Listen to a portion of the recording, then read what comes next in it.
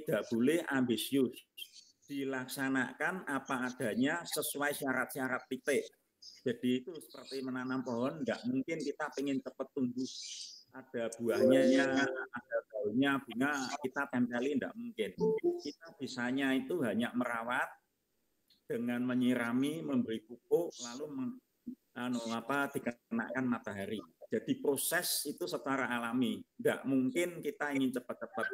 Nah, untuk proses alami itu harus tahu teori dan minimal ada tutor atau pelatih yang mengawasinya. Jadi sama sekali tidak boleh melompat. Nah, ini kita langsung membahas, ada pertanyaan yang kemarin itu ya dari siapa? Pak Badar ya, tentang yang sudah berjam-jam tapi kok leher lalu anggota badan terasa mau pecah atau gimana gitu. Kemudian tentang waktu itu secara teoritis, jadi ini kita lihat bukan metode latihan tapi hasilnya itu dia pasti keliru. Nah, menurut metode dari Williamson itu pertama susunannya harus seperti batu, itu pasti susunannya salah semua, pasti pakai tenaga, pasti pengen berat badan di Yongjian, dan itu tidak mungkin. Nah, di dalam tahapannya itu seperti leher panas, itu pasti di bagian leher patah. Tolong Bu Vita yang gambar seperti tadi itu. Ya, sebentar. Gambar sketsa. Gambar sketsa ini saya dapat dari teman Facebook dari Australia. Kebetulan dia juga gila daichi, juga cancuangnya juga baik, makanya dia senang melukis. Gambarannya ini cocok dengan bayangan saya. Nah, ini yang pertama, itu pasti pengen tulang ekornya baik. Kalau dengan sengaja itu tidak mungkin. Nah, caranya gimana? Itu Williamson menerangkan, tapi ini juga menurut saya secara umum juga sudah diketahui ya. Ini merupakan suatu rahasia. Sekarang sudah sangat terbuka. Supaya tulang ekor ke depan itu jangan dengan sengaja. Kita latihan dengan duduk. Seperti duduk maupun berdiri, itu otomatis secara alami tulang ekornya akan ke depan. Kalau dengan dipaksakan itu kadang bisa over. Itu pertama itu. Nah, kemudian gambar kedua tolong Bu kita. Yang paling bawah, Itu dikatakan tadi kemarin ada pertanyaan dari Pak Badar, lehernya panas. Itu pasti lehernya dia putus di situ.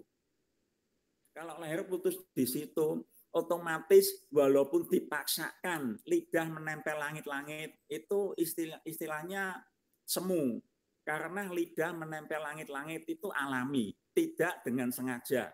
Seperti halnya tulang ekor kalau menghadap ke depan. Jadi tidak disengaja. Kalau kita misalnya lelah, kalau istilah bahasa Jawanya ngunjar ambekan gitu, otomatis itu lidah nempel ke atas dan bau turun. Itu hal yang alami. Jadi itu pasti lehernya bermasalah. Kemudian otot, lutut sama buak sama pinggang itu pasti putus di situ. Itu secara fisik kebetulan aja kalau basicnya fisik masih muda, baik, kuat. Tapi saya yakin dengan berjalannya waktu semakin lama akan semakin lemah karena posisi posturnya itu udah keliru. Nah, kalau ini dilanjutkan dengan latihan daichi, dia akan mengambang. Apalagi kalau pakai tenaga besar. Ini kan mungkin Mas Badar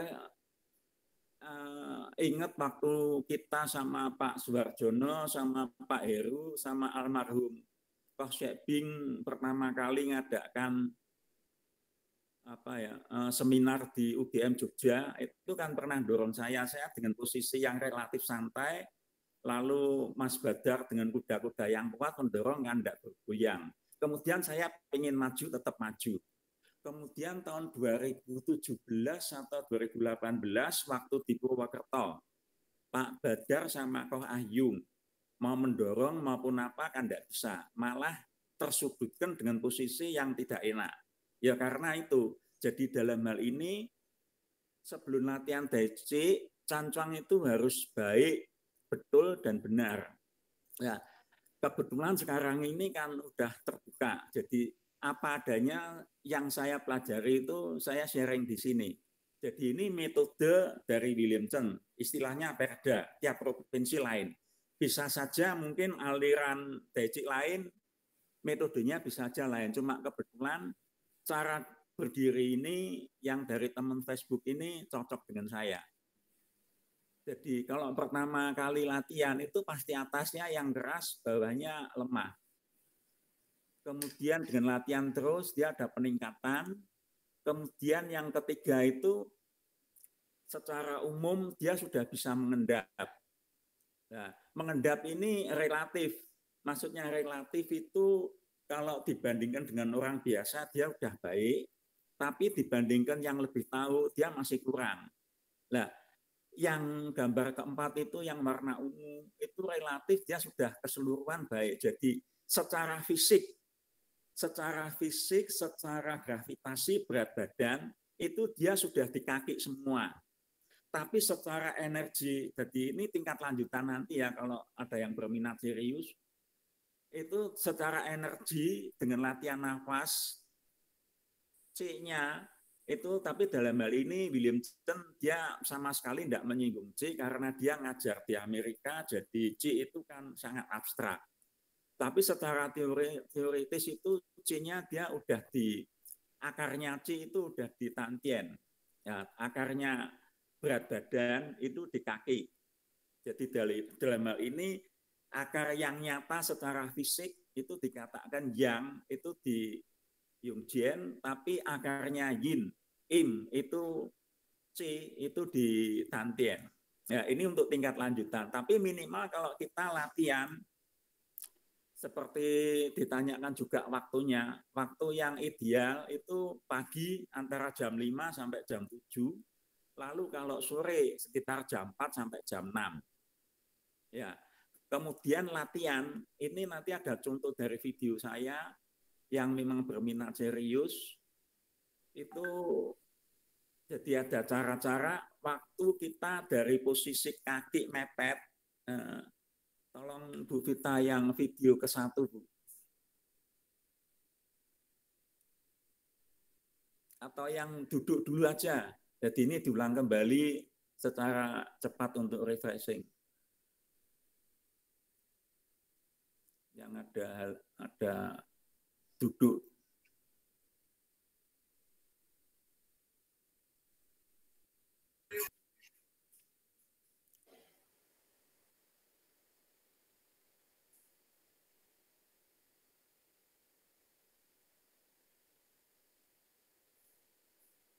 Nah, ini posisi duduk.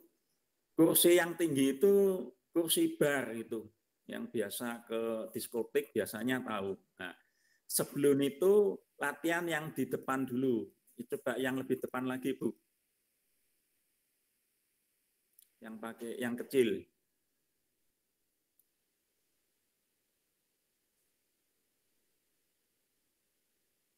Nah, ini sudutnya kan kelihatan jelas. Ya, kelihatan jelas.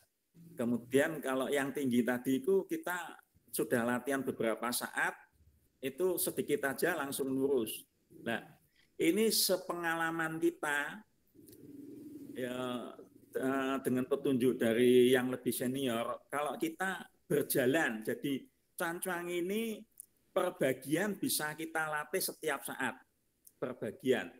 Kita berjalan seperti manusia purba, Pithecanthropus erectus. Itu bokongnya seakan-akan seperti orang duduk.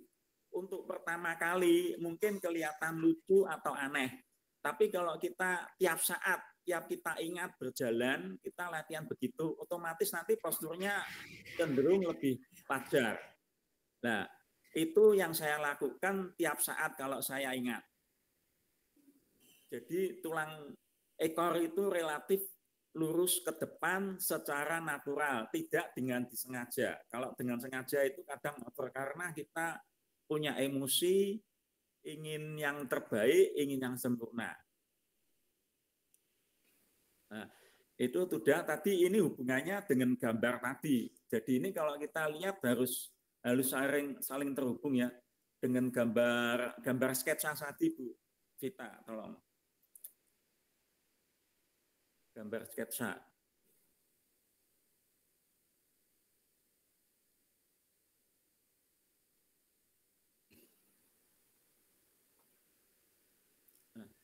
Gambar sketsa ini kan menunjukkan posisi yang wajar, kemudian tekanan di kakinya di mana. Nah, setelah itu dia yang gambar nomor 3, Bu. Nah, di sini itu lutut. Jadi ini berdasarkan metode yang saya pelajari ya dari Williamson. Jadi dia katakan supaya telapak kaki bisa relax itu tadi kan kita sudah badan seperti duduk, supaya tujuannya susunan tulang-tulang kita relatif tegak lurus satu sama lain ya. Nah, kemudian telapak kaki di klasiknya itu dikatakan kita berdiri seakan-akan di atas daun teratai di air. Nah, itu terlalu abstrak, terlalu sulit. Williamson bilang, bayangkan aja kamu berdiri di atas lantai kaca. Nah, ketebalan, ketipisan itu relatif. Kalau kamu belum bisa ya anggap aja tebalnya 10 cm atau 5 cm lah. Tapi saya analogikan ini dengan bahasa Jawa itu ngadeg di atas lempung. Kita kalau berdiri di atas tanah yang licin berlempung, otomatis kita tidak mungkin menekan. Kita anggang-anggang. Ya, anggang-anggang bahasa Indonesianya renggang ya. Nah, kalau kita renggang, otomatis telapak kaki akan langsung rileks, kendor. Nah, itu syarat kedua. Jadi pertama tadi tulang secara keseluruhan sudah lurus, kemudian telapak kaki kendor, kemudian rasakan lutut kendor. Nah, lutut ini menyatu dengan posisi yang tadi, posisi tulang belakang. Jadi kalau over, tulang belakangnya itu lututnya biasanya menekan. Nah, dalam hal ini bisa dibuktikan kalau kita berjalan model Pithecanthropus erectus. Kita berjalan seperti seakan-akan orang duduk. Itu otomatis tekanannya di lutut sangat kurang, bisa dibuktikan. Sangat kurang. Nah, yang dicari yang seperti itu. Nah, setelah itu kita inginkan bahu kita kendor dan juga lidah kita menempel di langit-langit. Itu kalau dengan disengaja pasti tenaga muncul. Tenaga otot muncul, kemudian tenaga lidahnya juga dengan sengaja pakai tenaga, dan kemungkinan kebanyakan itu lehernya pasti tidak lurus. Satu-satunya jalan seperti orang mengeluarkan napas karena kecapean. Itu otomatis nanti tulang baunya akan turun, lidahnya relatif dia naik ke atas. Nah, kalau belum bisa ya dibantulah dengan tenaga, tapi diharapkan lama-lama nanti natural. Nah, setelah itu ini tahapan selanjutnya ya. Jadi syarat selanjutnya dari PAIW sampai ke Wiyin kita sedot napas pelan tapi tidak ekstrim. Perut bisa mengembung maupun mengecil. Kita sedot kemudian sampai ke perut nantian, kemudian dia keluar ke bawah ya 2-3 kali. Ini tujuannya supaya jeruan dalam kendur rileks. Jeruan dalam kendur rileks. Jadi ini kita sudah dapatkan posisi tulang yang relatif satu sama lain tegak seperti susunan batu. Kemudian bau kita sudah kendor, lutut sudah kendor, jeruan juga sudah kendor, tapi masih belum tentu tegak lurus terhadap bumi. Nah, tegak lurus terhadap bumi ini penting karena ini untuk balancing secara keseluruhan. Nah, patokannya apa? Ini pasti banyak orang misalnya sampai tahap ini dia betul, tapi untuk tahapan tegak lurus terhadap bumi dia keliru. Minimal betisnya pasti keras karena dia menginginkan berat badannya di Yungjen. Jadi ini yang saya katakan tadi, seperti menanam pohon di pot maupun di tanah, pengen cepat tumbuh, keluar bunga, keluar buah, tambah daun itu tidak mungkin. Kita bisanya berlatih sesuai syarat, sesuai kriteria, dan lakukan sesering mungkin, udah itu aja. Kalau tanpa itu tidak mungkin bisa. Nah, ini karena berkaitan juga dengan emosi. Jadi kalau betis kita keras, berarti kita pengennya, emosi kita pengen supaya cepat jadi, kita konsentrasi di Yungjen. Itu pasti salah, betis pasti keras. Nah, ini kalau diterus-teruskan jangan merasa, kecuali ini karena kasus ini minimal sudah 2 atau 3 kali saya temui di teman-teman yang kebetulan berlatih dengan saya, dia bilangnya waktu ini ya kamu salah, keliru, kamu ambisius. Jadi malah, dan itu menurut mereka sebelum mengerti dikirai betul, karena apa? Berlatihan rosone kenceng kuat, itu salah. Latihan cancuang ya seperti dulu kita dengan Pak Suharjono juga, kebetulan hampir latihan apa aja kita berbarengan. Itu hasilnya latihan cancuang itu, latihan cancuang kalau yang benar betul itu paling pegel itu di betis sedikit, atau kalau lebih baik lagi levelnya itu di mata kaki, atau terakhir itu di bantalan kaki dekat jari-jari. Itu yang benar. Hanya pegel ringan. Begitu kita goyang-goyangkan, dia hilang atau seperti kesemutan. Tapi kesemutan dalam hal ini bukan geringingan yang sakit, tapi kesemutan yang melebar. Maksudnya membesar otot-ototnya gitu. Tapi begitu kita goyang-goyang, kita jalan, itu terasa sangat ringan. Kalau tidak begitu berarti cancuangnya keliru. Apalagi kalau rasa seperti panas, meledak, panasnya itu panas keseluruhan wajar. Ya. Lalu kemudian kalau betisnya keras, dia terlalu di Yungjian. Dia pengen, wah ini keliru ini. Dia pengen betisnya ringan. Dia berat badannya secara keseluruhan diarahkan ke belakang. Jadinya ngeblak. Karena apa? Berat badannya cenderung ke belakang, betisnya ringan, tapi berat badannya keseluruhan tidak tegak lurus terhadap gravitasi bumi. Nah, yang betul yang mana? Yang betul itu betis secara wajar, kerasnya wajar. Kerasnya seperti kurang lebih kalau kita berdiri biasa, tapi itu dia tidak kelihatan kenceng. Kalau dipegang sama teman, kelihatan pasti agak lebih keras. Tapi dengan berjalannya waktu, latihan, dia akan lebih empuk. Tahapan ini sangat sulit. Nah, William Chen itu dia menemukan, maksudnya menemukan aslinya itu sudah ada dengan titik paku, dengan istilahnya 3 titik paku. Titik paku ini secara biologi itu sudah ada. Nah, tolong Bu Vita gambar yang telapak kaki itu, yang terakhir saya kirim.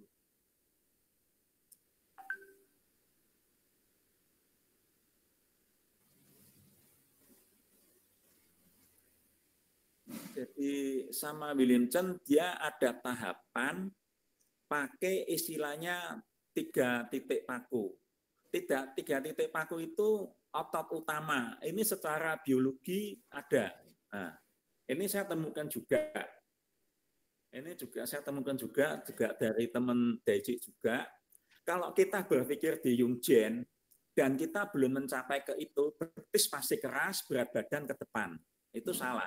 Itu membuat nanti di gua, di leher menjadinya walaupun satu sama lain relatif lurus, tapi terhadap bumi dia membebani, otomatis menjadinya panas dan keras. Itu lama-lama kalau istilah cerita silat kuno bisa jadi salah jalan daerah.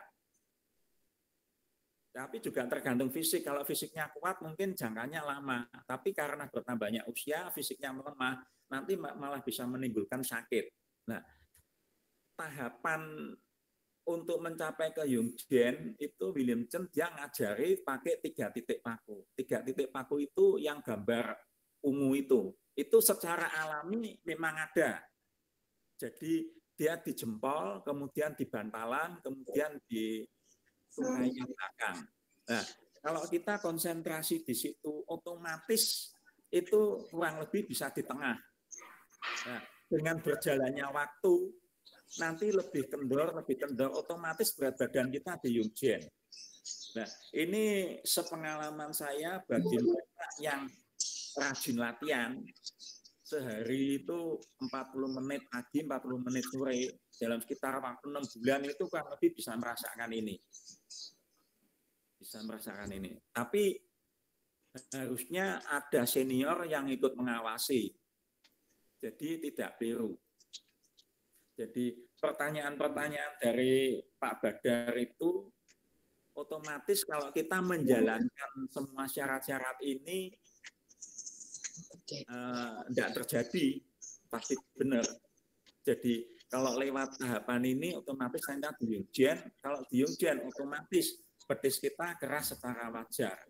Nah, hal ini sebelum mencapai kebisaannya, maksudnya menguasai kita bisa, itu harus diulang-ulang. Nah, ulang-ulang ini ada beberapa, maksudnya nilai plusnya ya. Dengan mengulang-ulang ini seperti, tolong Bu, kita yang gambar video nomor 2 ya, yang buka kaki itu ya. Oh iya, sebentar. Oh, atau enggak ini kebetulan di sini ada Bu Vita yang ada gambar telapak kaki ini. Oh iya. Ya. Telapak kaki atasnya ini. Nih. Nah, jadi ini saya ambil dari blognya Williamson karena saya ngikuti blognya dia terus. Ini sudah lama. Ini langsung diterjemahkan pakai Google dan kurang lebih terjemahannya cukup baik. Nah, ini kan sama dengan gambar tadi. Kalau gambar tadi itu gambar biologi loh, jadi maksudnya ilmiah ya. Ilmiah. Jadi orang kuno pun sudah tahu, cuman mereka tidak bisa menceritakan, menjelaskan secara ilmiah. Ini kan jelas ada. Ya. Nah, lalu tadi gambar yang gambar video. Video yang mana, Pak Hendi? Video yang mulai buka kaki dari 0 ke 30 derajat. Dari 0 ke 30 cm atau sebahu.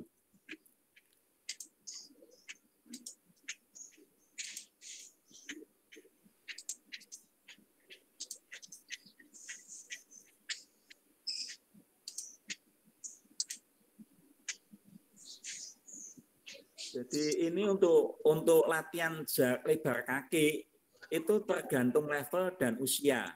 Kalau kita mulainya latihan usia 40 lebih, ya saya sarankan lebar kaki itu sekitar 30 cm. Lebar bagian dalam ya. Ini mulai kaki.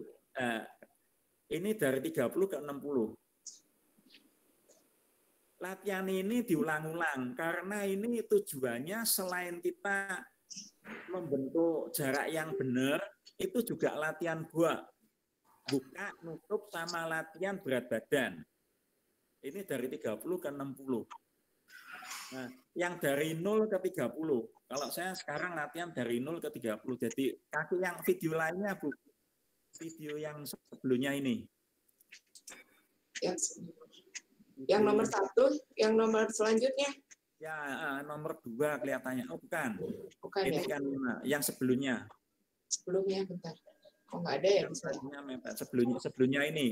lagi. Oh, bukan. Gambar, bukan. Sebentar. Ya, setelah ini kan waktu kita cara duduk. Iya. Sebentar. Ya. Tar kok nggak ada ya? Atau nggak? Dari 0 ke 30. Di Telegram. Sebentar.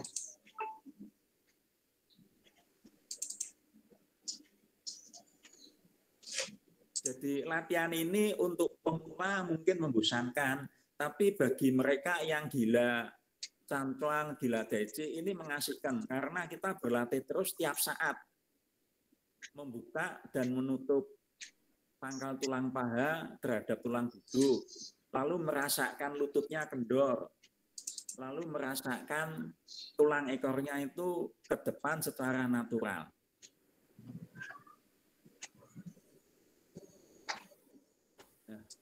Bentar. Jadi dalam hal ini tiap saat kita latihan. Walaupun latihan itu per bagian, tapi minimal semakin lama kita semakin biasa, tanpa pikiran sudah bisa, hanya dengan keinginan saja bisa. Nah, ini dari permulaan. Nah, ini kan dia latihan berat badan, jadi posisi pindah berat badan, tutup guanya yang satu, lalu balance. Nah, diulang dari depan, Bu. Coba. Ya. Diulang dari, ya ini ya. Ini dari posisi kaki merapat, kemudian kita duduk. Nah, lalu pindah berat badan. Pindah berat badan ke kanan, kemudian otomatis kalau sudah bisa, begitu pindah berat badan, itu otomatis dia akan membuka yang kosong. Kalau baru latihan dengan sengaja buahnya kita buka. Tapi kalau sudah biasa, begitu kita duduk pindah berat badan, otomatis dia akan membuka. Ya ini salah satu efisiensi tenaga otot. Jadi ini istilahnya dalam tanda petik tidak bergerak tapi sudah bergerak. Nah, bergeraknya itu karena akibat dari gerakan lain dan gravitasi. Begitu duduk, berat badan pindah, dia akan buka. Nah, ini balan, pindah berat badan, dia langsung buka. Lalu dia pindah berat badan, dia langsung buka. Nah, ini posisi balan. Nah, setelah ini yang yang dari 30 ke 60 ini bagi mereka yang udah bisa atau berlatih mulai usia 40 lebih. Tujuannya supaya tidak terlalu berat. Kalau untuk yang muda itu dia jarak telapak kakinya sekitar 60 cm. Ini saya buka maksimal sudut 90 ya. Nah, ini sekitar 30. Ya, yang ini. Ini yang lebar. Ini dibuka lagi ya. Pindah berat badan, dia buka, balance, kemudian dia tutup, ya, guanya yang isi tutup, pindah berat badan, nah, guanya yang isi tutup itu kalau kita duduk lagi lebih song lagi, dia otomatis akan nutup. Nah, ini bagi mereka yang lebih muda, lebih lebar. Jadi ini sudah jelas dengan batasan-batasan itu latihan cancuan kita akan baiklah.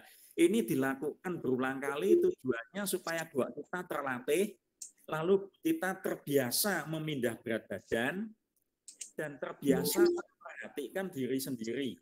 Nah, kalau kita biasa memperhatikan diri sendiri, itu otomatis itu yang dikatakan di dalam Dweso atau mungkin kalau sudah bisa Santa itu melupakan diri mengikuti orang lain.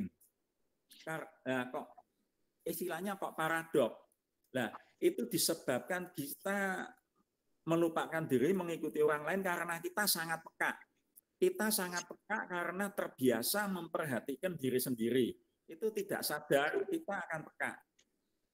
Begitu ada tekanan atau ada goyangan dari luar, kita akan tahu. Nah, begitu kita akan tahu, berarti kita mengetahui lawan. Begitu kita mengetahui lawan, kita bisa mengikuti dia, kita melupakan diri sendiri. Jadi orang kuno itu dia ngomong itu lugu dan jujur. Cuman orang-orang sekarang aja salah persepsi. Jadi melupakan diri itu bukan menghilangkan diri, tapi melupakan diri mengikuti lawan itu kita yang memimpin. Lawan mau apa kita tahu, karena kita sangat peka, salah satunya dengan latihan cancuang ini.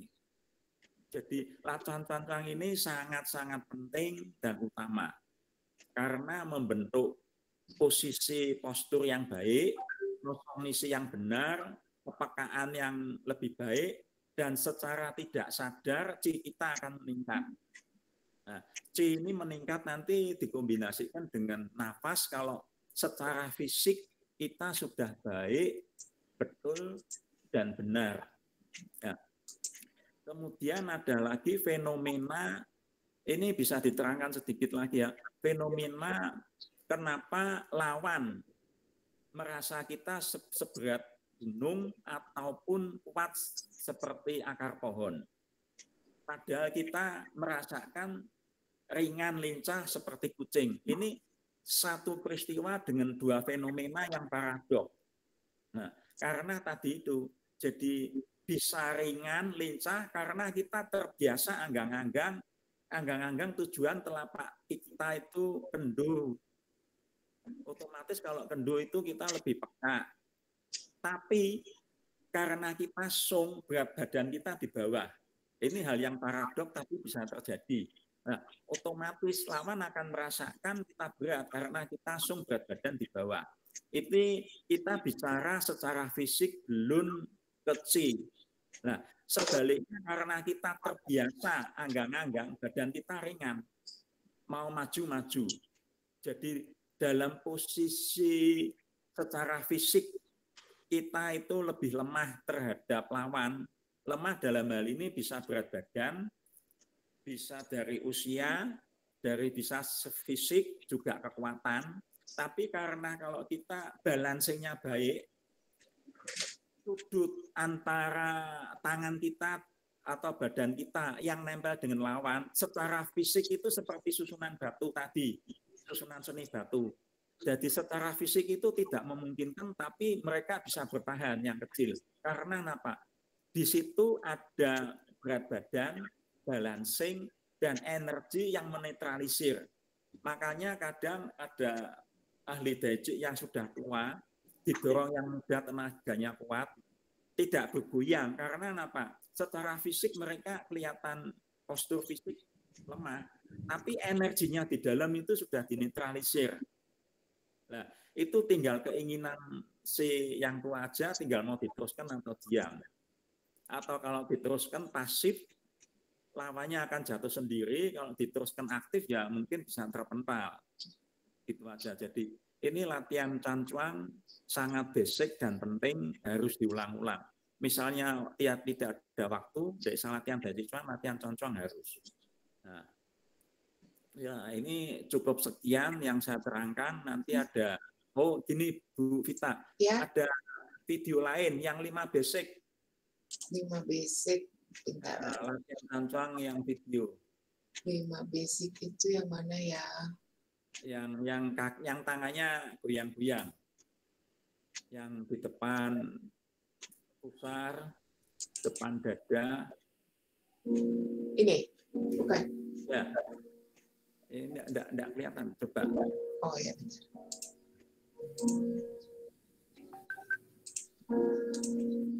Ini bukan? Ini bukan? Bukan. Ya, ini latihan di tempat latihan ini. Bukan. Yang video. Ini kan potongan-potongan. Yang video pakai baju merah putih. Baju merah putih. Ya, pakai baju merah putih. Video nomor 4 kelihatannya. Ya, ini. Oh, ini. Nah, ini 5 gerakan basic termasuk penutupan pembukaan. Jadi tantien, kemudian solar plexus itu yang tantien tengah, kemudian yang di paiwi. Ini wajib yang harus dilatih. Lalu ini dia yang mengarah ke depan. Mengarah ke depan ini tujuannya untuk latihan kita minimal 2 orang. Jadi untuk saling merasakan. Nah, kemudian istilahnya ini melancarkan ke seluruh tubuh Qi yang sudah terkumpul di tantien. Ya, diputar ke kanan kiri 36 kali. Ya, ini peregangan. Jadi 5 basic itu harus dilakukan. Karena itu basicnya jadi di tantien, lalu cung tantien itu yang solar plexus, kemudian yang di paiwi. Ya, yang saya lakukan ini. Lalu ada beberapa lagi sampai 12 macam kelihatannya, itu beberapa variasi. Ada yang di leher, ditusukkan di leher, lalu ada yang ditusukkan di mana tulang rusuk, atau kemudian ada juga yang di ginjal. Jadi secara keseluruhan Kalau kita latihan cancuang ini itu energi. Jadi kalau sudah pakai nafas ya, energinya itu di seluruh tubuh. Maksudnya di seluruh tubuh itu termasuk di dalam jeruan.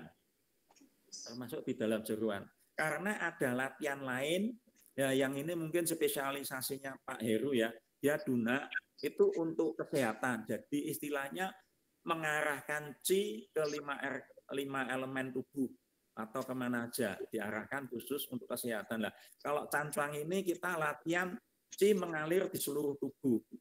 Jadi memang penggunaannya lain. Tapi otomatis kalau latihan ini sudah benar, baik betul, itu otomatis semua organ juga kena gitu. Cuman untuk kalau orang sakit-sakit atau ada gangguan, Pak Heru itu dengan Duna mengarahkannya itu dia lebih efektif. Jadi ini seperti yang dikatakan Pak Yu tadi, masing-masing ada kegunaan spesifik ya. Spesifik. Jadi kalau bisa latihan begini juga ini dilakukan yang seperti pembukaan. Mungkin ada pertanyaan. Jadi ini dijelaskan mungkin dalam waktu setengah jam 45 menit bisa selesai secara fisik ya, bukan nafasnya ya. Tapi untuk dilatih butuh ketekunan dan istilahnya agak gila dikit. Karena kalau enggak agak gila dikit enggak mungkin bisa.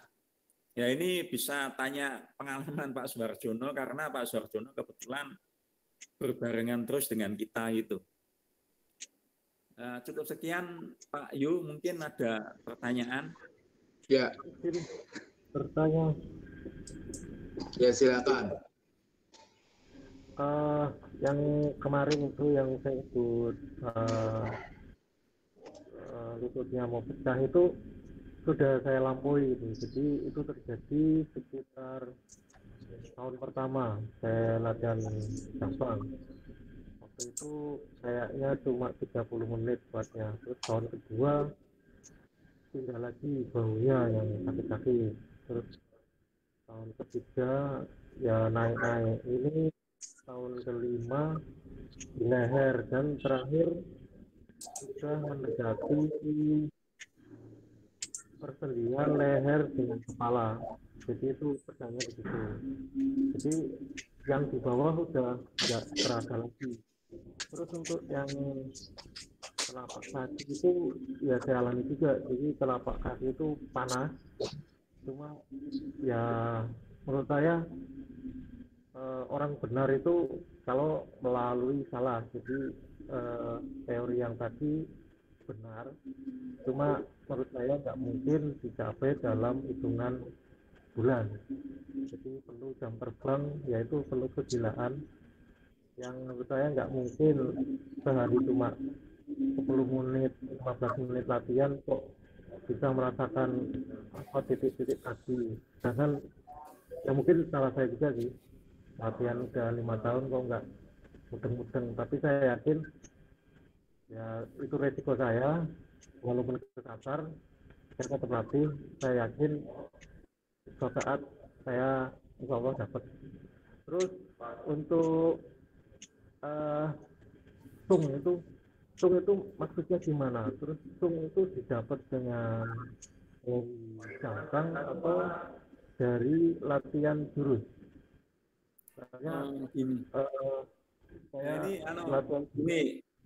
Ini ada 2 pertanyaan, saya jawab dulu ya. Nah ini yang terakhir dulu yang sung. Kalau latihan cancuang kriteria atau syarat-syarat tadi dilakukan dengan benar, otomatis fisik kita akan sung. Otomatis fisik kita akan sung. Karena yang kita latih itu ini secara semangat Pak Badar perlu diacungi jempol, tapi secara tidak sadar itu sangat pengen cepat bisa, pengen baik, dan itu ambisius, itu enggak boleh. Semangatnya jadi harus bisa dikendalikan. Nah, jadi kalau seperti yang saya katakan tadi, kita seperti menyusun batu. Menyusun batu harus satu sama lain tegak. Nah, kemudian seperti kita berjalan atau berdiri di atas kaca, anggang-anggang, itu otomatis itu secara tidak sadar itu semua latihan sung. Tapi istilahnya latihan sung yang dimanipulasi. Karena apa? Maksudnya dimanipulasi dalam hal ini tidak disadari ya. Kalau sampean sadar aku pengen sung, itu pasti otomatis ototnya pakai. Lalu tulang ekor pengen ditekuk ke depan, itu otomatis tenaga keluar. Harus dengan kita seperti duduk tadi. Jadi semua yang dikatakan cara-cara tadi itu latihan untuk sung. Jadi kalau tidak mengikuti ini, rasa sung itu mungkin cuma perasaan, persepsi. Karena harus ada teman yang lebih tahu, yang lebih tahu, yang mengawasi. Nah, kemudian bisa saja istilahnya perasaan yang salah. Karena latihan cancuang itu harus kroso ringan dan seger, tidak kroso seperti meledak. Kalau kita kroso ringan, seger itu yang benar. Karena setelah latihan cancuang saya dan kemudian waktu dalam hal ini gini ya, dikatakan latihan Daichi selama 10 atau 30 tahun kalau salah pun tidak ada hasilnya. Gitu. Jadi lebih efektif lagi, ini saya bilang sekitar setengah tahun dengan catatan 40 pagi, 40 sore dengan betul benar baik, itu dia bisa merasakan. Karena ada teman yang di Jogja yang kebetulan itu sakit ginjal, dia tujuan berlatih Daichi untuk kesehatan, tapi juga minum obat ya. Itu terakhir dia merasakan, tapi ini mungkin sudah ada 6-7 tahun lalu. Jadi dia merasa lebih sehat, lebih baik lagi. Tapi tetap minum obat dokter. Terakhir sudah sama sekali sehat. Sekarang dia latihan Daichi. Dan saya buktikan di antara teman-temannya dia yang paling bagi saya dia paling terasa berat dan sung. Karena latihannya dia benar. Nah, sebelum itu dia juga salah. Kasusnya kurang lebih seperti Pak Badar. Krosonya gini-gini, saya bilang salah. Lalu saya lihat posisi tubuhmu salah. Tidak sesuai dengan kriteria atau syarat yang harus dipenuhi. Terutama dari secara fisik dulu. Jadi jangan salah persepsi sudah lama. Nah, lalu saya bilang yang menit-menit itu tiap saat. Tiap saat itu perbagian. Misalnya kita waktu jalan usahakan seperti Pithecanthropus. Jadi itu mungkin pertama kali kelihatan lucu seperti orang duduk kok jalan gitu loh. Kan Pithecanthropus gambarnya gitu. Itu terutama supaya tulang ekor kita benar dan lututnya kendoringan. Nah, kemudian tiap mau latihan posisi gua harus diatur terus, dilatih terus. Yaitu tujuannya supaya kosong isi kita betul, lalu juga pangkal paha kita, buat kita itu betul. Nah, kalau ini sudah benar, otomatis untuk latihan nafas dan Daichi itu lebih baik. Jadi harus ada teman yang lebih senior, yang lebih tahu. Tapi yang penting itu lakukan sesuai syarat dan jangan punya ambisi, punya target sih boleh ya, tapi jangan terlalu pengen bisa. Rasakan saja, oh harusnya gini. Karena kalau kita pakai perasaan kita sendiri, oh kita rasa kayak gini harus tak tekuk, itu salah. Pasti over atau kurang. Nah, yang natural yaitu seperti orang duduk. Pertama kali duduk di kursi yang biasa, kemudian supaya lebih tepat lagi duduk yang di bangku di kursi yang agak tinggi. Itu yang saya lakukan seperti itu. Itu saya makanya punya kursi 2 itu. Ya itu yang ngajar juga William Chen. Dia bilang pakai kursi aja lah, itu natural. Jangan berpikiran tulang ekor ditekuk. Apalagi kalau tidak ada yang ngawasi. Itu kemungkinan besar keliru. Jadi kalau semua syarat ini dipenuhi, secara fisik kita sudah benar, secara kepekaan, nah ini, secara kepekaan kita lebih peka karena terbiasa pikiran kita, perasaan kita di badan kita. Begitu ada tekanan, kita langsung benar. Nah, nanti ini kalau kita sudah bisa dengan nafas, itu dibagi. Jadi yin yang itu maksudnya di mana itu relatif. Jadi kalau kita cancuang secara keseluruhan, yin yang kita itu adalah seluruh tubuh. Tapi dalam hal ini yang benernya, jadi bukan yang ngotot. Posisinya kita itu sung, kendur, rileks, tapi betul. Jadi tenaga otot itu ya minimal lah. Minimal. Nah, I-nya apa? I-nya itu C-nya. Itu tahapan selanjutnya karena kan terlalu abstrak. Nah, dengan posisi ini pasti tulang ekor kita benar, lutut kita kendur. Karena cancuang ini saya barusan lihat juga di Facebook 1000 hari cancuang itu di Eropa sangat digalakkan. Ya dalam rangka ada COVID ini, yang rumahnya dekat pantai mereka latihan di pantai, yang rumahnya di gunung mereka latihan di gunung. Banyak gambarnya di Eropa, terutama di Eropa ya, yang mulai lebih sadar daripada yang di Amerika. Banyak cancuang untuk kesehatan. Itu baru dari segi fisik gitu. Apalagi kalau dari nafasnya sudah ikut. Mungkin ada pertanyaan. Kalau enggak ada ya ini yang saya bahas sesuai nanti yang ingin serius bisa lebih mendalami lagi. Jadi syarat-syaratnya, lalu ada video-videonya, 5 basic, lalu cara buka, nutup, itu semuanya dilatih. Untuk pemula mungkin membosankan kok gini-gini aja, ya memang itu prosesnya begitu. Tapi bagi mereka yang sudah kecanduan, itu hal yang mengasihkan karena dengan berjalannya waktu ada hal-hal baru yang kita sebelumnya belum tahu, kita lebih tahu, apalagi kalau kita sambil baca teori. Jadi hal ini harus dijalani, harus dilakukan. Tidak bisa diajarkan. Diajarkan itu hanya kita sekedar tahu. Nah, ini mungkin Pak Suharjono bisa lebih menyambung, menjelaskan, karena dia kan istilahnya satu geng, jadi kurang lebih kita sama lah. Silakan Pak Suharjono. Oh iya, terima kasih ya. Ya pertama-tama saya salut pada Pak Hendy saya. Sekian lama masih banyak simpenannya ya, catatan-catatan ya. Saya dengar tahu semua, tapi sebetulnya banyak yang lupa ya. Ya itu baik sekali dari semua sudut ya. Ini untuk Pak Bardar juga saya salut ya. Kayaknya belum lama bagi kita loh ya.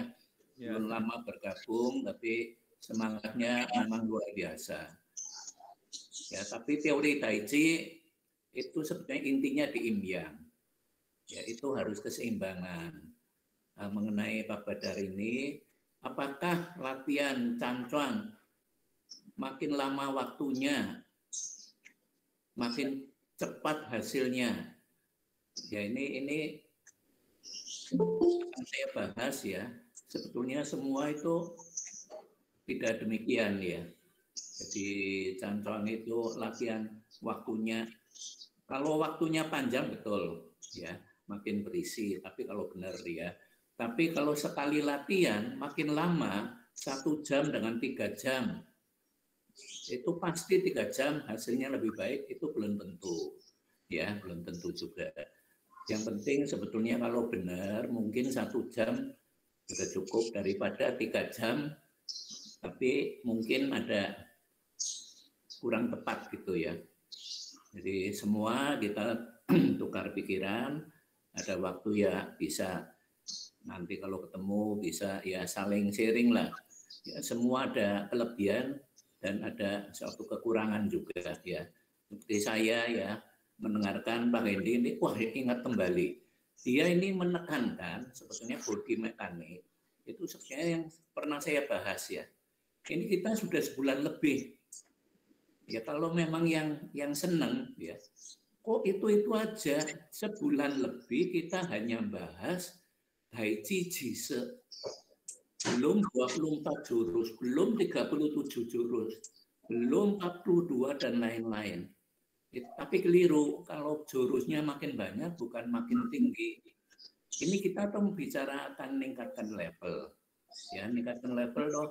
Dari pertama kita mengatur, melatih, mengelola tubuh. Kedua, kita harus latihan pernapasan.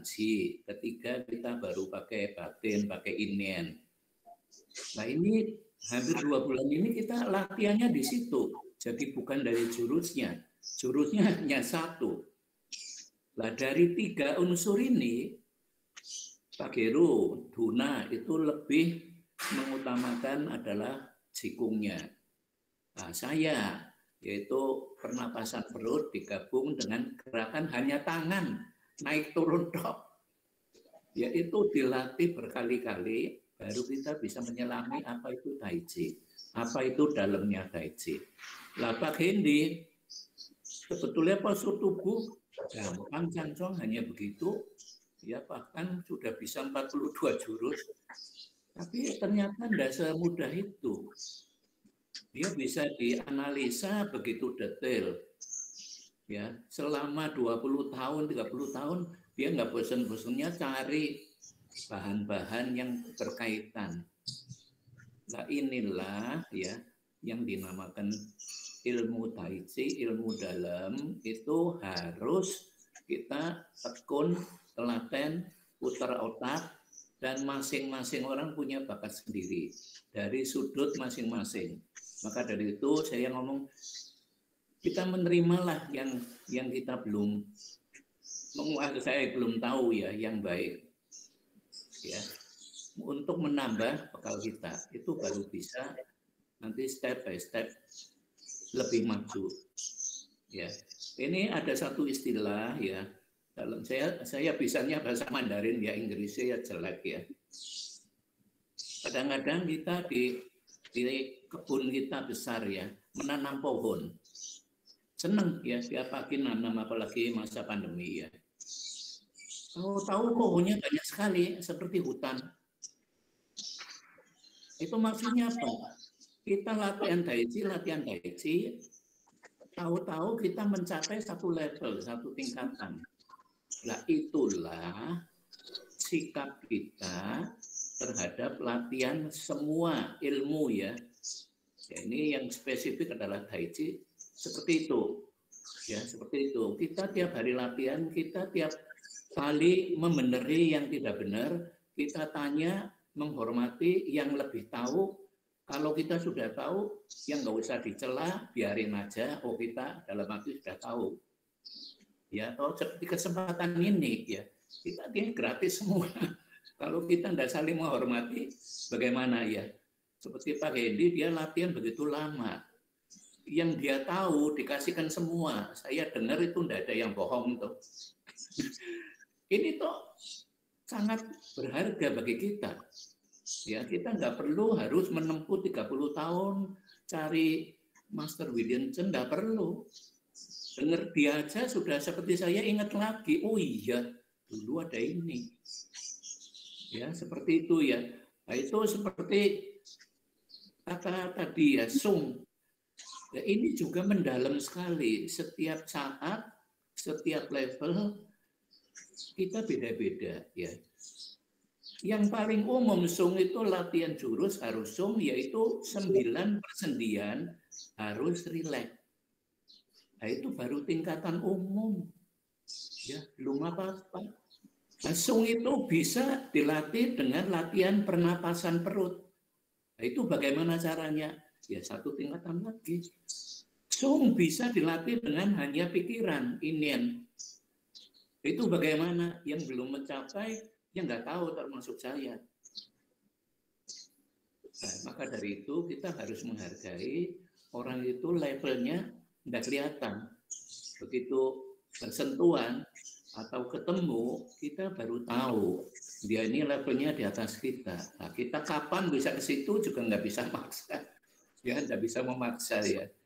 Saya kira tambahan saya begitu, tapi saya menghargai pertama Pak Hendi, Pak Heru yang dari pertama itu Duna, ya. Lantas ini Pak Badar dan lain-lainnya yang memperhatikan dan sering bertanya, ya mungkin jawaban itu ya kalau nggak semua bisa diterima, sebagian aja sudah ada manfaatnya. Saya kira gitu aja, Pak Gio. Ada tambahan ini, Bu Vita, tolong gambar sketsa tadi jadi bisa lebih tahu teman-teman. Gambar sketsa. Yang nomor 3. Yang mana ya? Bentar. Yang nomor 3. Ya, yang tadi yang di layar desktop tadi loh. Yang gambarnya apa? Yang gambar sketsa 3. Oh, yang gambar sketsa 3. Warna ungu. Ada warna ungunya. Bentar. Ya. Sketsa gambar.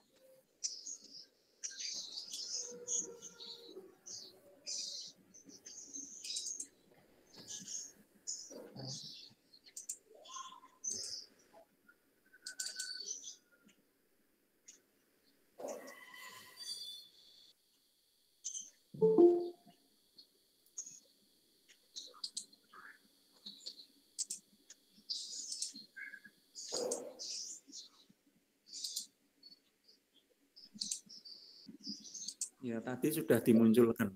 Iya, ya. Ini tadi saya tutup. Sebentar. Oh, ini. Yang ini, bukan? Mana kok enggak muncul? Belum kelihatan. Belum keluar gambarnya. Belum keluar.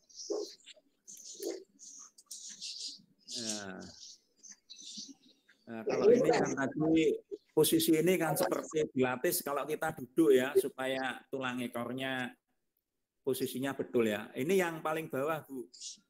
Yang paling bawah ya. Nah,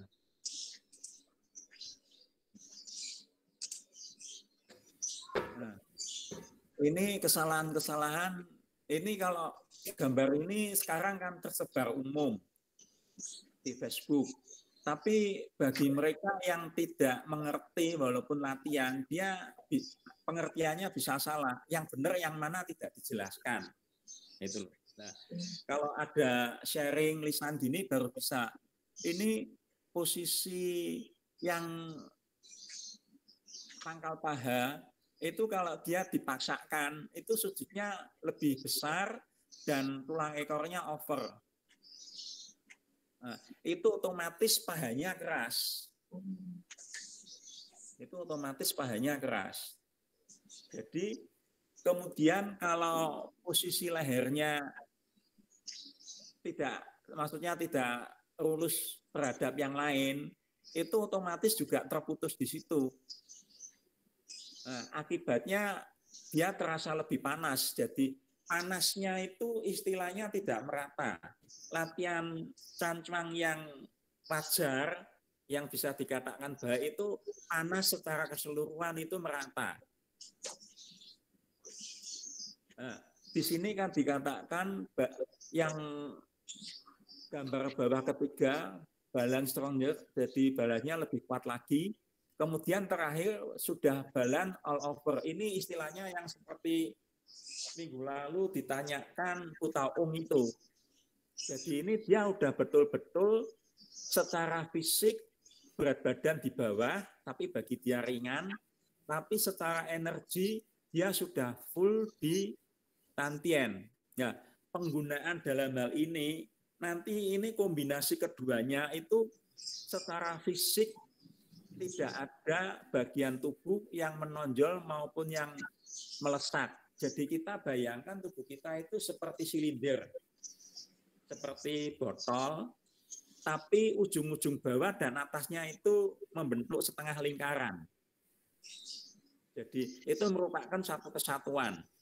Tapi dengan catatan berat badannya di bawah. Jadi begitu dapat dorongan, seandainya mundur itu mundur keseluruhan. Atau seandainya bertahan, itu dia tidak, yang didorong itu tidak melesat. Tapi bisa bertahan, ada energi yang melindunginya. Nah, itu kalau sudah merasa begitu, relatif cancuangnya sudah baik. Jadi ini belum masuk ke latihan daiji-nya, tapi secara umum cancuangnya sudah baik. Lah, kalau kita latihan cancuang ini sudah ke level itu, latihan daiji-nya akan, ya istilahnya otomatis akan cepat baik.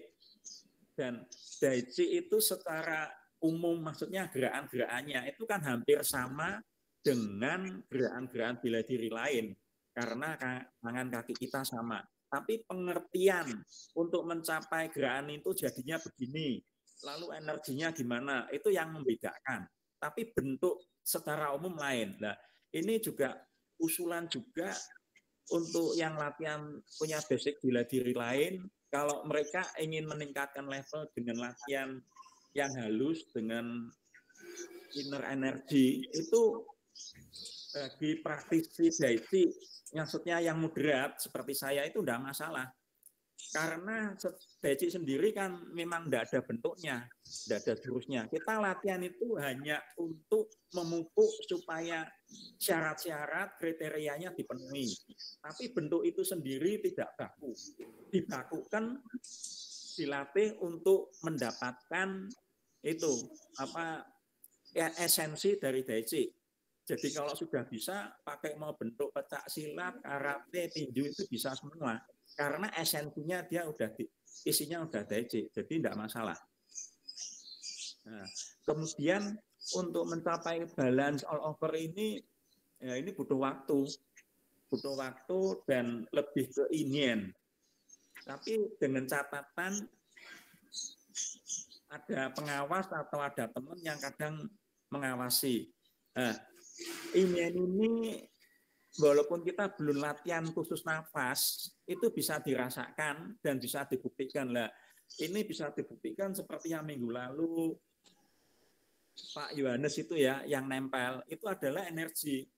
Ya, malah istilah saya dibetulkan oleh Pak Beni ya. Jadi itu elektrostatis, bukan magnet statis tapi elektrostatis. Jadi seperti kalau garisan mistar zaman dulu digosok dengan kain lalu didekatkan ke rambutnya berdiri. Cuman ini prosesnya dibalik, yang menghasilkan itu adalah Pak Yu dan kapnya itu bisa kantil. Itu salah satu sensasi atau hasil.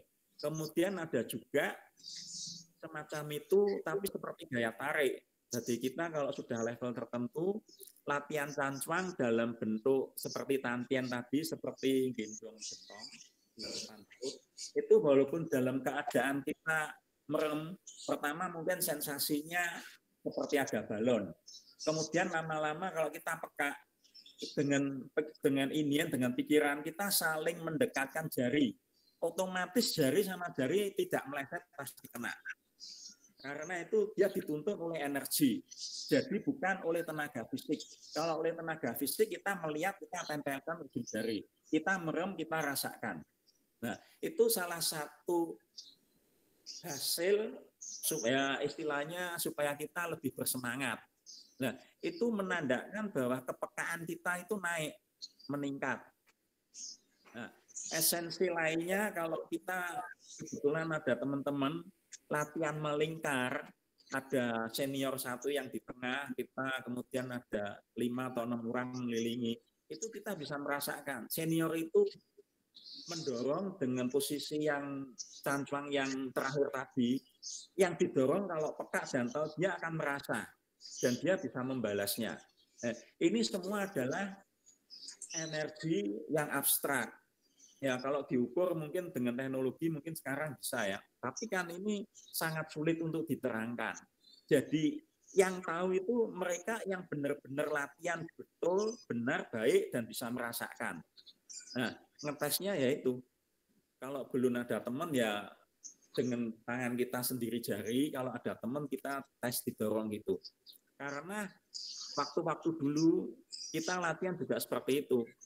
Ya mungkin kalau cenderung lupa-lupa ingat, jadi didorong oleh guru kita akan merosot. Kita melek senyum, dia tahu, oh berarti kamu merosot.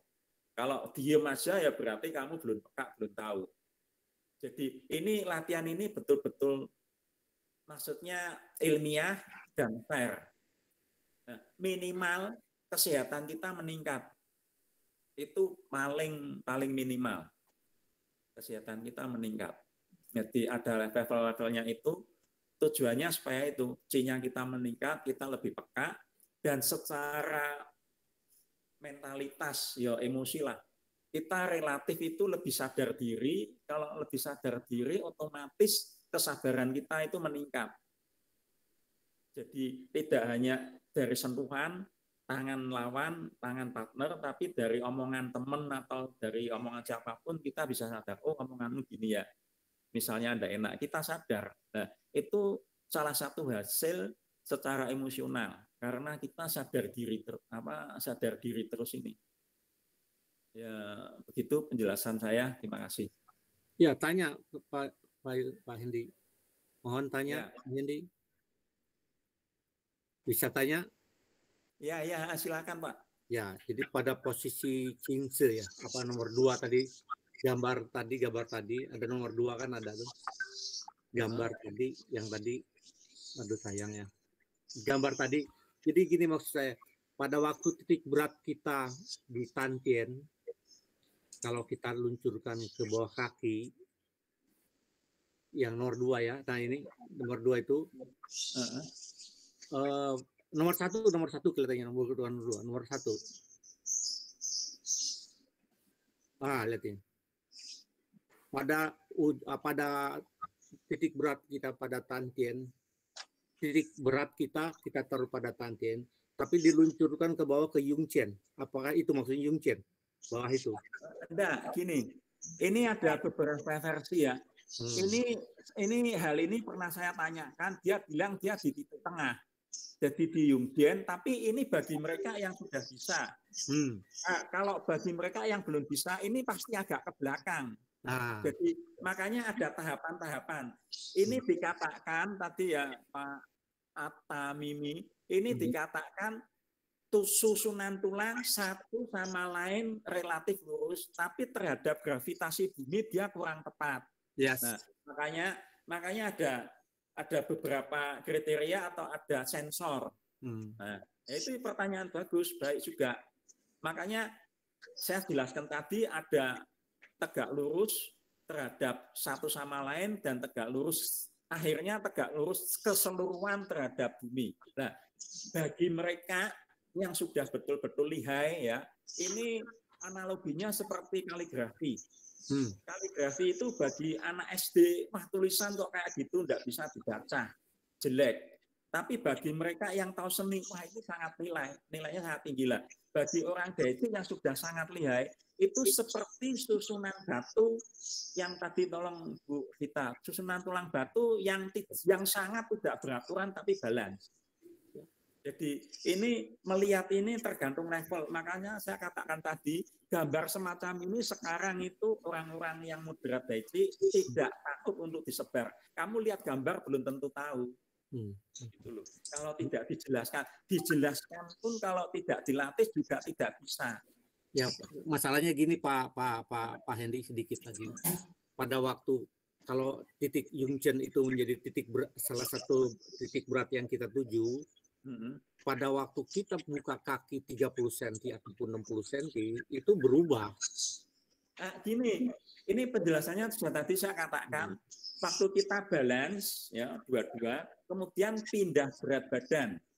Waktu kita pindah berat badan itu dia otomatis kalau yang sudah terlatih akan di Yungchen. Kalau dia sudah terlatih banget, buahnya itu sangat lecek, sangat licin. Begitu dia duduk, langsung yang kosong itu akan buka. Makanya gerakan Daiji sangat efektif, efisien, dan cepat. Karena kenapa? Dia otomatis. Yang didorong sini, yang buka yang lain. Nah, itu yang menyebabkan orang tidak tahu. Jadi hal ini ya suatu saat kalau ketemu bisa dibuktikan. Jadi kamu dorong posisi apapun dalam posisi yang jelek, tapi kalau yang levelnya yang dorong itu lebih rendah, posisi jelek ini pun tidak masalah. Karena bisa dinetralisir dengan balancing, dengan energi saya, walaupun fisiknya jelek, posisi jelek, posturnya. Nah ini seperti kaligrafi tadi. Jadi Kaligrafi kelihatan jelek tapi nilainya tinggi. Ya tergantung yang lihat. Kalau yang lihat anak SD baru belajar menulis bilang jelek. Kalau lihat juga sesama seniman yang tahu dia akan bilang baik. Ini kan hal yang kelihatannya sepintas lalu muskil. Nah, ini dianalogikan kalau kita berlatih besok, yang senior yang bisa posisinya sudah jelek tapi dia tidak jatuh. Karena energi balancingnya dia sudah baik, bisa menetralisir resultannya menjadi 0, dia tidak terdorong ataupun tidak jatuh. Nah, yang pertanyaan Pak Mimi tadi itu benar, itu juga Bapak teliti juga. Karena pertanyaan yang sama pernah saya ajukan, nah, memang itu, jadi dia tegak lurus sesama tulang, tapi belum tentu tegak lurus terhadap gravitasi bumi. Nah, tahapannya untuk mencapai ke Jungian itu menurut Williamson dia pakai 3 paku. Nah, 3 paku ini ternyata secara ilmiah memang ada otot besar. Ya, kita berpikir di situ otomatis lama-lama nanti akan di Jungian. Jadi jangan langsung ke Jungian. Itu pasti sebagian sangat besar keliru. Ya, pertanyaannya gini Pak. Pada waktu tadi kan ada posisi sedang berjalan, tadi ada satu gambar gitulah paling tidak itu. Di situ sebenarnya kan kalau menurut saya pertanyaan saya gini, itu titik beratnya kan ini masalah titik berat selalu titik berat masalah. Titik beratnya itu sendiri itu ada di tantien itu. Nah pada waktu kita melangkah atau gerakan itu titik beratnya harus kita jaga atau tidak? Titik berat itu di tantien.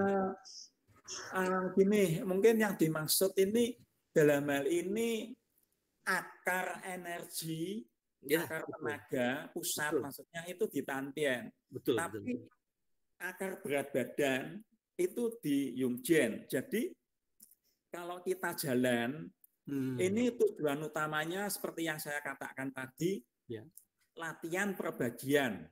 Misalnya kita jalan, itu yang ditekankan posisi tulang ekornya dulu.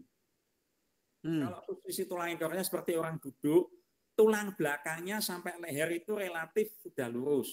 Nah, kemudian kalau kita jalan dengan catatan kondisi orang itu masih muda atau sehat, itu otomatis waktu dia melangkah, maksudnya melangkah biasa ya, itu akan secara keseluruhan itu di telapak keseluruhan, kemudian di bantalan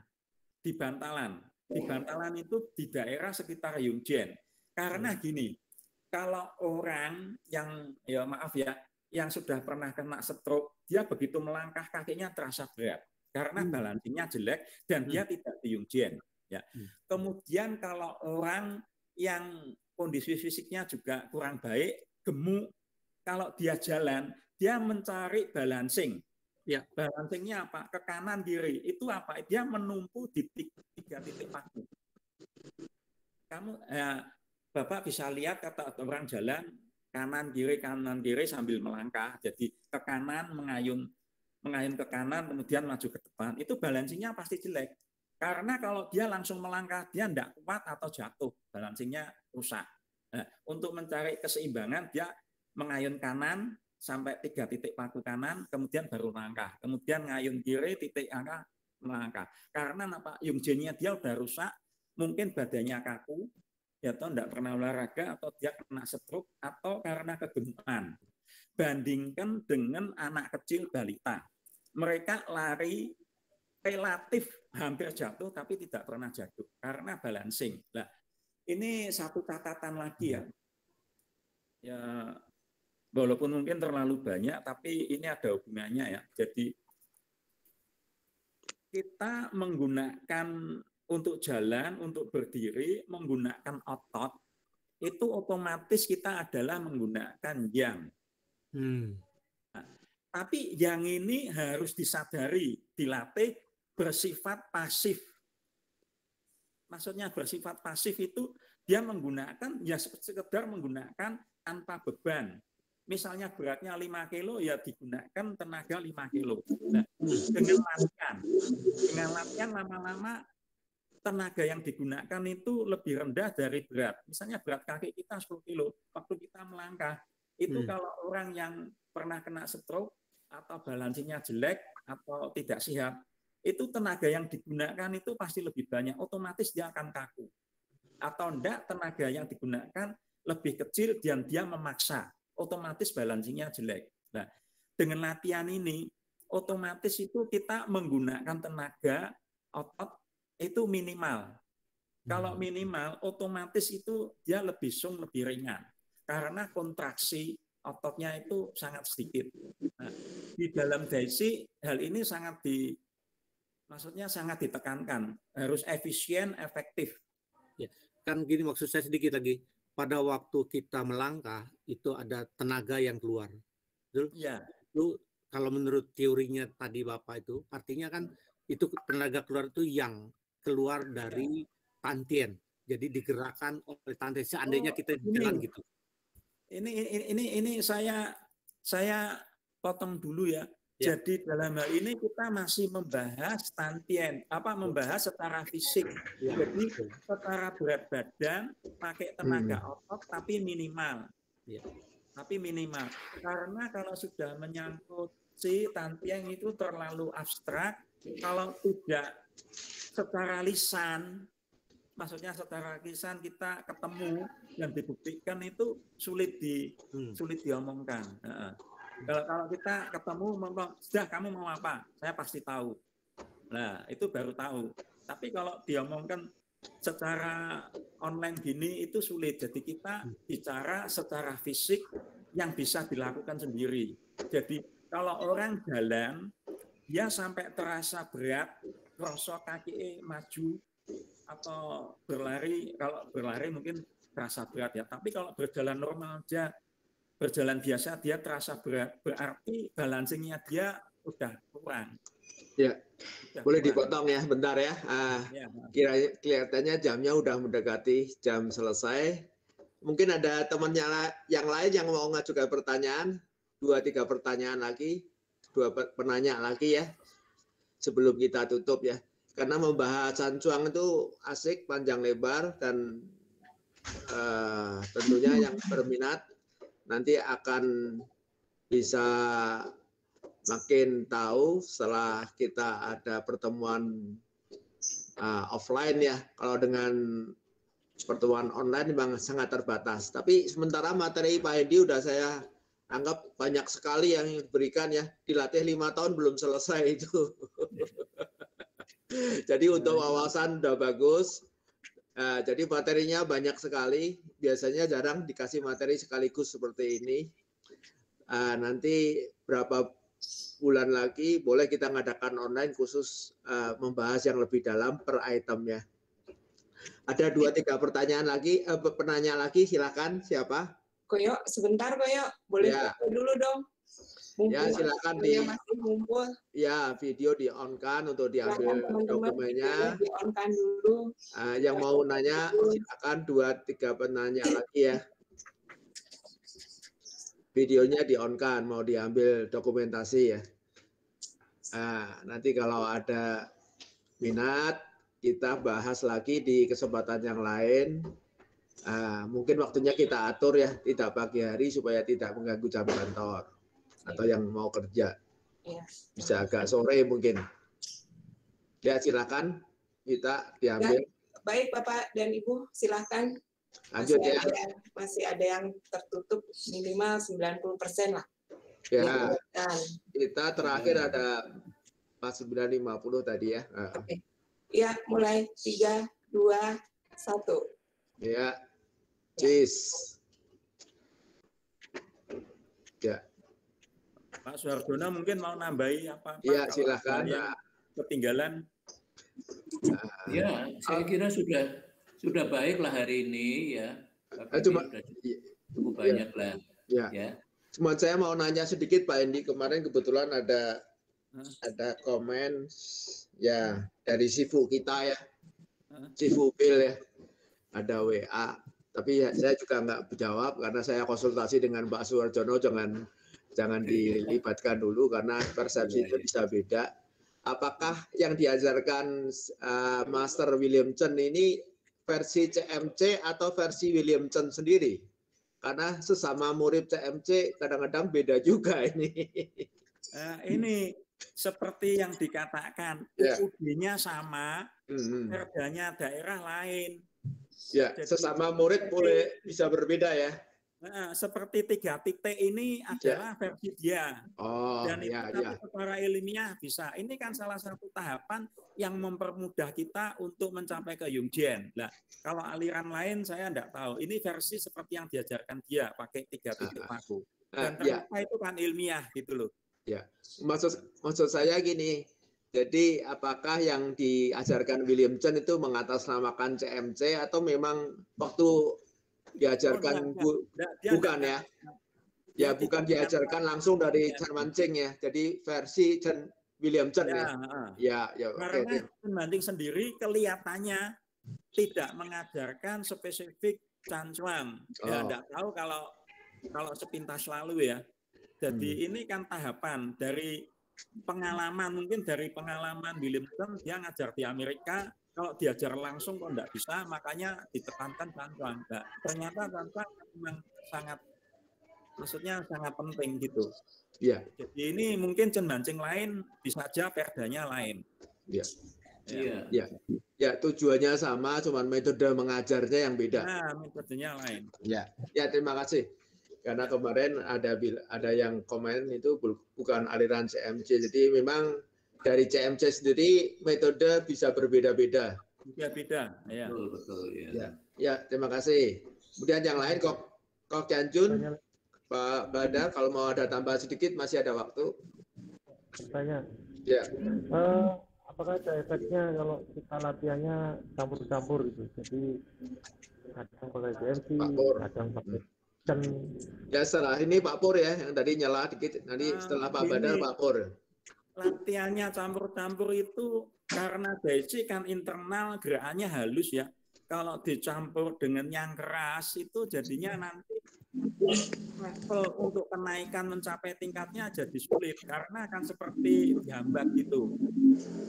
Dihambat. Nah, sepengalaman saya itu bentuk luar gerakan itu tidak masalah, tapi esensinya itu dia berlatih dengan filosofi Daichi gitu. Jadi bentuk luar gerakan itu tidak masalah, tapi esensinya jadi dilatih dengan perasaan yang lebih halus, kemudian dengan kriteria seperti Chan Chuang tadi. Karena kan mereka yang keras itu kriterianya lain. Chan Chuang pun seperti di Xiaolingxi ada, ya, tapi kan tujuannya lain. Tidak sama dengan Chan Chuang yang di Daichi gitu. Kita dilatih, tapi esensinya dalam yang dirubah. Jadi itu tidak menghambat kenaikan level Daichi-nya. Seperti di Chan Chuang tadi. Ya agak dirubah jadi bukan bertahannya lama, tapi bentuknya fisik dulu yang betul. Nah, itu jawaban saya. Selanjutnya lagi. Terus ini Pak, nambah sedikit. Kalau nggak salah gambarnya Bang Yendi itu kan dari situs Chen Australia. Apa tidak ada gambar khusus dari CMC yang menerangkan struktur? Jadi kita totalitas itu. Ini secara umum itu seperti saya katakan tadi, hasil Chan Chuang versi Daichi hasil ya itu seperti undang-undang dasar semua sama, tapi metodenya, cara mendapatkannya bisa lain-lain, itu perda per daerah provinsi lain.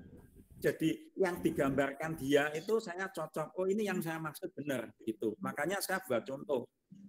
Dia bilang itu di Facebook apa saja boleh lihat, boleh ngambil. Tapi kan cara menerangkan dan pengertiannya itu yang penting. Mungkin mereka cara menerangkannya lain metodenya, tapi hasilnya nanti harus sama seperti yang gambar ungu tadi secara keseluruhan. Hasilnya harus seperti itu. Cuman caranya aja mungkin lain. Sesama Chen Manqing pun juga lain kok. Ini murid Chen Manqing yang lain pun sama William Chen mungkin bisa lain gitu. Tapi hasilnya harus sama. Balancing. Ya, sebentar ada pertanyaan Pak Edi dari Pak Purnomo ya. Ini ada pertanyaan via chat ya, karena tadi menanya langsung tidak bisa, jadi chat. Pada latihan cancuang, posisi tangan bisa bermacam-macam. Bisa lurus, rileks, uji, bisa di bawah, bisa di tengah, atau di atas. Apakah efek ke tubuh juga berbeda?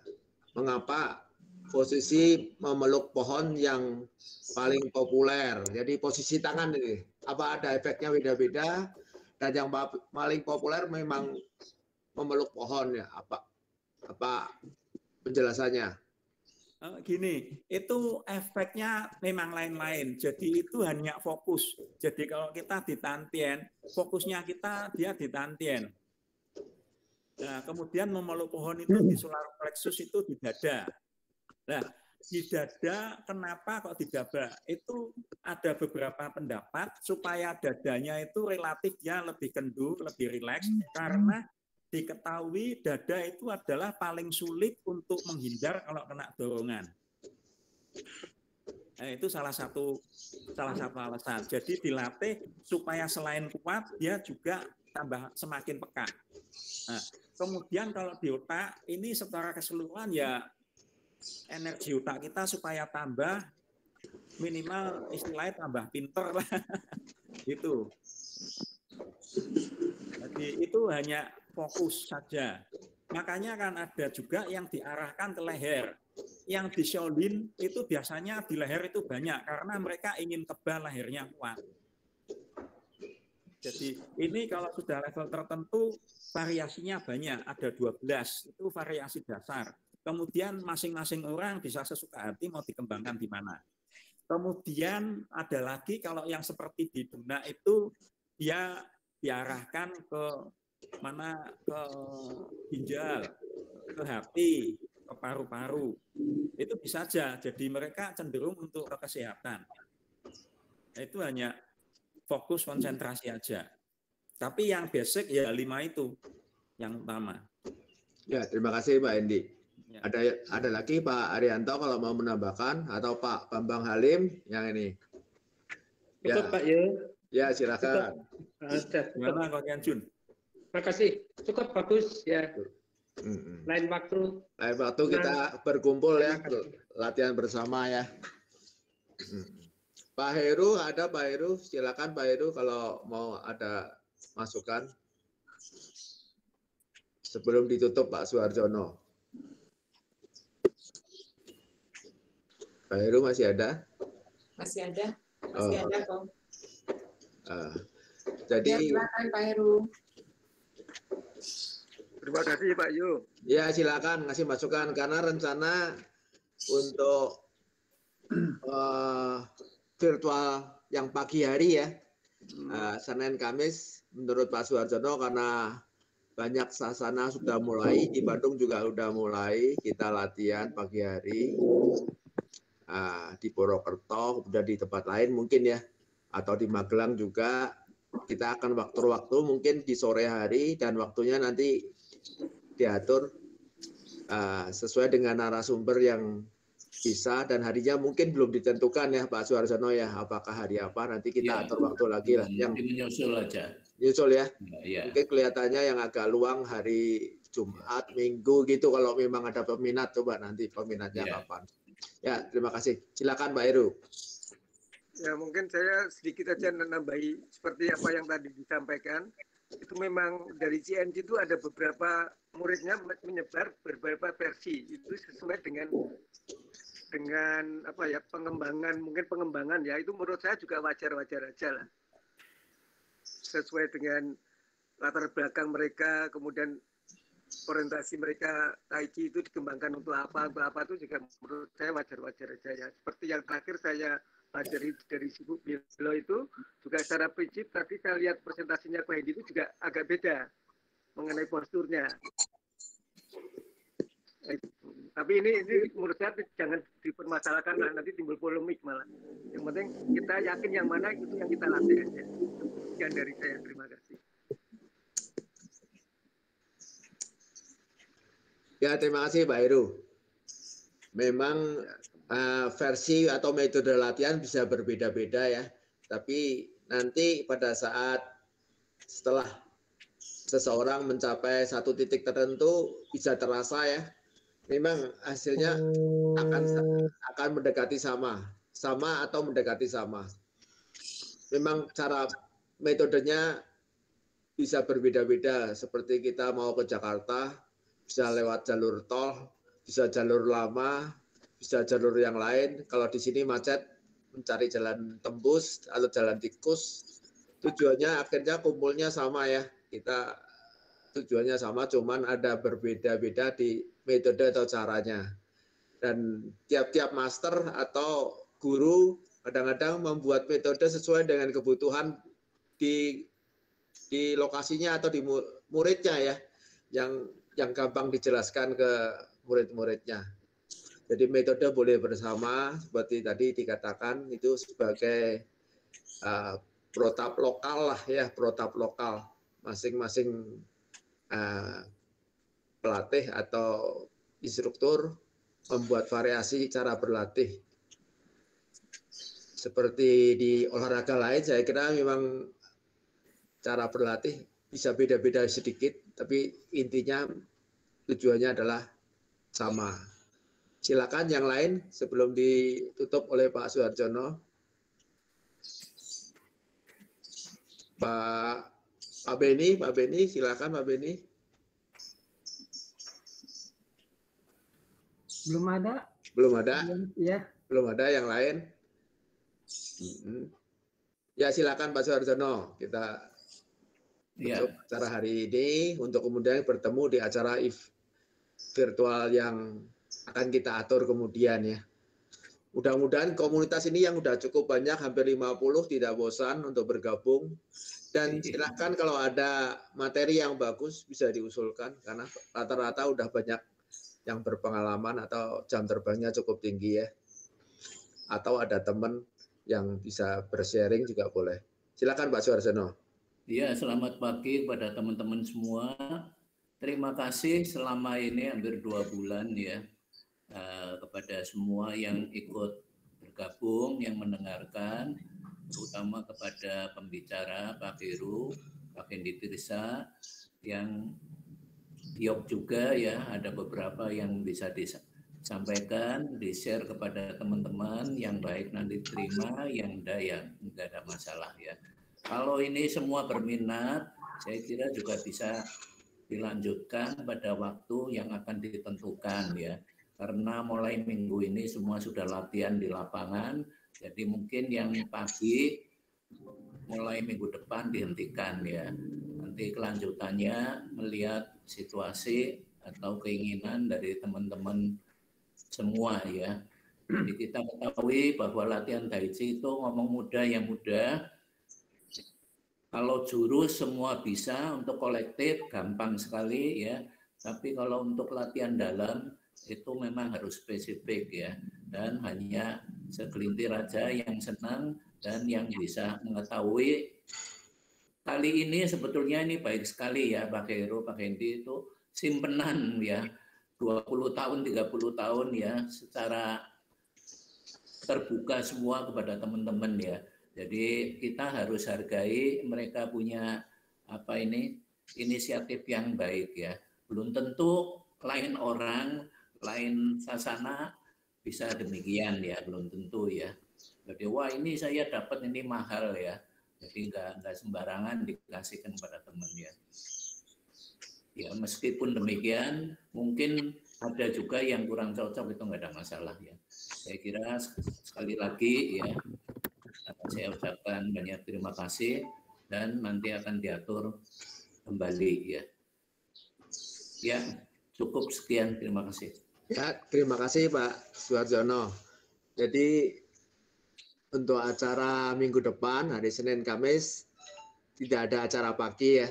Untuk waktu virtual kalau memang dibutuhkan, dan kita sedang lagi mencari tema dan narasumber, dan nanti kita atur lagi waktunya.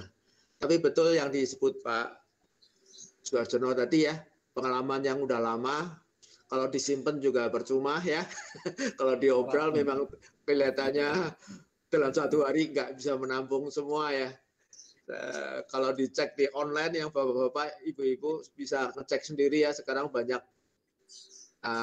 online training ya. Tarifnya lumayan ya. Seperti yang disebut Pak Endi itu, kalau Master Williamson kalau tidak salah terakhir $200 per orang per jam ya. Ya lumayan itu. Itu online ya. Di Malaysia juga banyak yang rata-rata $100 per bulan ya, berapa kali pertemuan. Banyak sekali itu. $100, ada yang $1.000. Semuanya pakai dolar. Jadi ilmu yang sangat mahal memang. Ternyata banyak peminat dari ilmu Tai Chi, terutama yang internal ya. Kalau yang jurus mudah dipelajari. Artinya bisa melihat dari bentuk luar dan mengcopy atau mendownload yang di YouTube udah cukup lah untuk jurus-jurus itu ya. Tapi kalau yang di internal kelihatannya tidak semudah itu karena nggak dijelaskan dan nggak diberitahu kunci-kuncinya, tidak akan bisa ya. Ya demikian. Terima kasih Bapak Ibu semua. Sampai bertemu di acara virtual di kesempatan yang lain ya. Kita atur lagi waktunya yang berkenan untuk banyak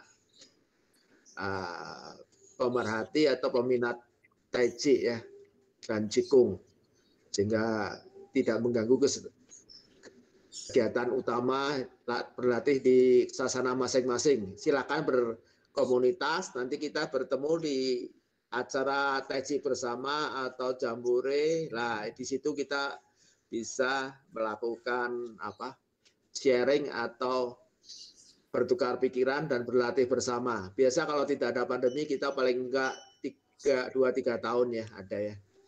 Sekali dari adik mengadakan latihan bersama atau pertemuan bersama. Terima kasih Pak Suharjono, Pak Hendi, Pak Heru, dan dengan teman-teman yang lain yang telah mengikuti acara ini dari awal. Mudah-mudahan acara ini ada manfaatnya ya untuk mengisi kegiatan di pagi hari sekaligus menambah wawasan ya, menambah wawasan kita semua. Saya juga terpaksa harus buka buku-buku lama ini. Acaranya Kolikong ternyata terpendam juga, banyak yang nggak terbaca ya, hanya dulu ditulis ya. Setelah sekian tahun baru ternyata nyambung semua ternyata. Ya, terima kasih. Sampai bertemu. Ya, Pak Badar masih ada, hebat. Ya, semangat Pak Badar, perlu ditiru ya. Yang lain. Terima kasih.